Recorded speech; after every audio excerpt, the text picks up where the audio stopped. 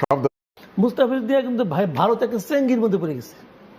এটা হলো আমার আপনি তো বেশ একটা শব্দ ব্যবহার করলেন। হ্যাঁ, ভারত একটা মানে যেটাকে মাইনকা চিপা বলে, চিপার মধ্যে বলে সেটা চেঙ্গি মানে ওইটা। বাদ দিয়ে দিলাম, আচ্ছা, কি আর হবে। কিন্তু বাংলাদেশ যে ভূমিকা নিচ্ছে, আমি এই ভূমিকাকে স্যালুট জানাই।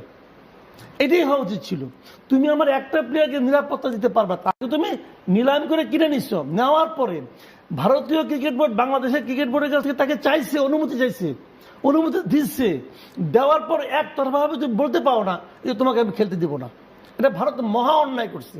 এবং অন্যায় কেবল না, সে আমাদের দেশের যে সার্বভৌমত্ব বলতে গেলে এটাকে অস্বীকার করছে যে এটাকে দেশ হলো নাকি, করে দিলাম হয়ে গেল। এখন কেমন লাগে, এখন সারা দুনিয়ার কথা চেকি, এখন এইটা বলে ওইটা বলে সেটা বলে। বাংলাদেশের যে ভূমিকা আমি দেখতেছি খুবই ভালো, ভারতের শিক্ষাও দরকার আছে। এখন ভালো লাগে না, এখন পাকিস্তান বলছে আমরা খেলাবো।